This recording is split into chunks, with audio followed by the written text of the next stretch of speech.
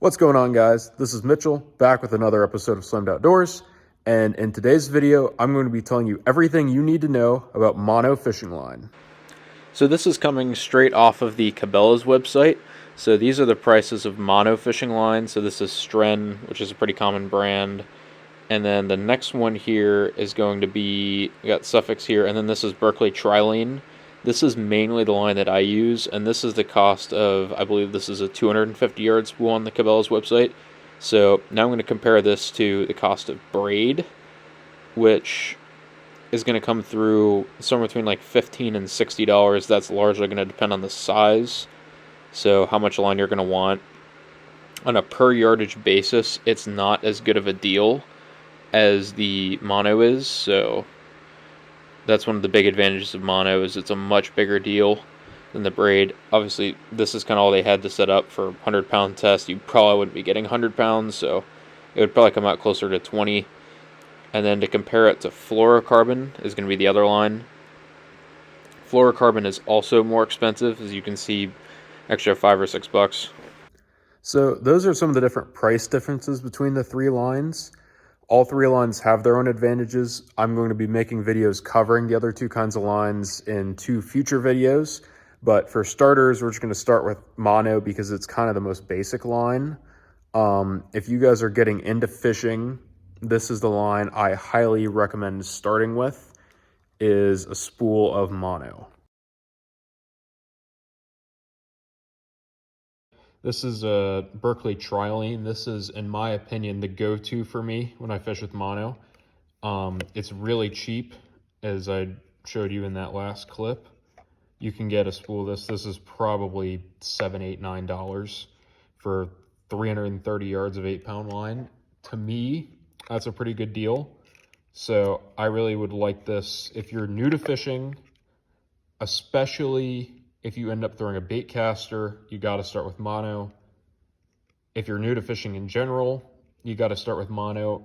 It's the easiest thing to get used to in terms of tying the knots, and it's also the cheapest. So if for some reason you decide you don't want to keep fishing, or if you just don't really like, I don't really know where I'm going with this. It's the cheapest line, so if you make any mistakes, if you get a lot of loops, which everyone does when they start fishing, it's the cheapest to replace, just because it's like if you need to completely respool, it's like this is $8, and this, you can run through a couple of spools of anything with this. So it's really great for that. If you're just kind of a casual fisherman that goes out every now and then, it's great for that too. In my opinion, it holds up on a spool for about a year. However, you can definitely get more out of it. It just starts to fray and kind of look ugly after about a year. But it's like, when you think about it, it's like this spool will last you a couple of years. So it's like, if you fished with one rod and one reel, you could probably get 4 or 5 years out of this $5, $6 spool if you didn't fish with it that much. So mono comes in a variety of different sizes. All these spools, it's like these all have a different purpose. So like, for example, this first spool, this is 4-pound line. It's being marketed more towards trout fishermen, bluegill fishermen, crappie fishermen. It's really light. It's good for if you're fishing for small fish. Your lighter line is tougher for fish to see, so you'll get more bites on it, but you also give up some strength, so you're more likely to break off. So that's just something to keep in mind. The next spool you're going to look at is 8-pound. In my opinion, if you're just buying a spool of line and going fishing, this is what you need to get. 8-pound line is great because you can fish with it for crappie, you can fish with it for bluegill, you can fish with it for bass. It works with anything. And it's like you can land a fish that's 5 pounds on this really without any trouble if you know what you're doing. And you can catch fish that are really small on this without them getting spooked by it. This is obviously not something you're going to be fishing with for bass or for bluegill or whatever. This is a spool. This is catfish or carp line. It's 30-pound line. It is really thick. Can't really see it on there that well, but it's like, in comparison to the other two, that is a really thick spool of line. However, carp and catfish are not sensitive to this, so it's not as big of a deal as it would be for the other ones. And the nice thing is you can get these spools in bulk. So this is a 1,000-yard spool. This is probably about 25 bucks. It doesn't save you a whole lot of money over the 8-pound spools, but it saves you a little bit. And it saves you going through all of the different containers for line. So I'm a big fan of these. I've got 2 or 3 of these just kind of lying around.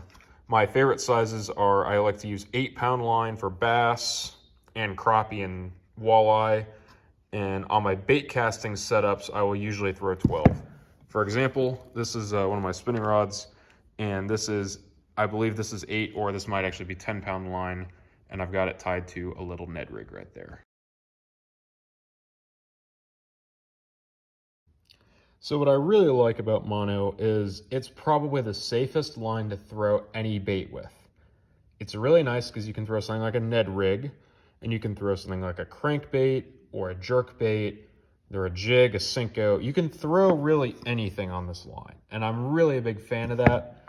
So if you're starting out, you can fish anything with it. And in my opinion, that doesn't really hold true with mono, and it doesn't really hold true with fluorocarbon. For example, I really like braid. But one of the problems with braid is it's super, super visible, whereas mono is not. So in order to fish with braid, you have to be able to tie a line to a leader knot. Fortunately, this is not too hard to do, but it's also not as cheap as mono. And because of that, the mono is a better deal, and you don't need to tie that extra knot. So if you're new to fishing, it really helps with that. However, one side note about this is this spool actually has, it's about half mono. So the bottom of this spool, I used mono as a filler line. So I tied mono directly to the spool and then tied this to the mono. So if you want to see that process, I actually used this reel in it in our how to put line on a spinning reel video. And it saves money on this because this braid is probably $8, $9 for a full spool. Actually, I think it's probably closer to 12 now. But the mono is 7 or 8. So it saves a little bit of money to just fill the bottom of it with mono. And then that way you don't need to completely change out your spool whenever you change out your line. So it's a pretty good deal, saves you a little bit of money. That's just a little tip from me. So once again, really any rig, in my opinion, you can fish with mono. Again, braid, that doesn't really hold true. Fluorocarbon, it doesn't hold true because fluorocarbon does not float. One of the big advantages when pro fishermen talk about fishing with mono is it's great for topwater. So if you like to throw topwater frogs, if you like to throw topwater walking baits, it's heavily recommended so that way you don't pull the hook out of the fish's mouth, because the hookup ratios are not as good when you fish topwater in comparison to other rigs. Another common rig where mono is used is when it comes to crankbaits. Crankbaits, jerkbaits, anything with treble hooks, you can't go wrong throwing mono. And that's because you're less likely to pull a hook out of a fish than you are with braid or with fluorocarbon, because mono is very, very stretchy. In terms of color, the color, in my opinion, does not really matter when it comes to mono. It's really up to your preference. Something that kind of matches the color of the water is something I would recommend. However, Berkeley and a couple other companies make a line that is more visible above the water than below. That is not a problem in my book. However, if you're fishing more finesse tactics, I would not recommend fishing the 30-pound neon green catfish line. I would probably try to stick to either a white or a green if you can help it, like a light kind of forest green color. So, in conclusion, if you're just starting out with fishing, I highly recommend mono. It's the best deal out there, especially if you're new to fishing, you're gonna go through a line, and you gotta have mono. It's the best deal. And in my opinion, you can't really appreciate braid and fluorocarbon until you fish with mono for a significant amount of time. It's a good money saver. It comes in every size you really need. You can fish it really with any application. You don't have to stress about tying leaders or any of that kind of stuff. It's just ready to go. It's great for bobbers. It's great for fishing for small fish. It's great for fishing with people that are new. And it's also the most cost-effective line out there by a mile. That's what I really like about it, is if you're fishing with a bunch of reels and you don't want to spend all that money on fluorocarbon, you don't want to spend all that money on Braid, it's not that big of a deal to put mono on. It works to a pretty similar capacity, and if you get really used to it, it probably works at a better capacity than the other two. So in my conclusion, I really like mono. I grew up fishing with it. It was the only line I fished with until a year or two ago. I really like it. If you're starting out, you got to fish it. I hope this video helps if you guys are getting into fishing. And if you have any questions about it, feel free to let me know. I will definitely get back to you on them. And I will catch you guys in the next video. We should be making a braid and a fluorocarbon video coming out at some point in the near future. Until then, I will see you guys later.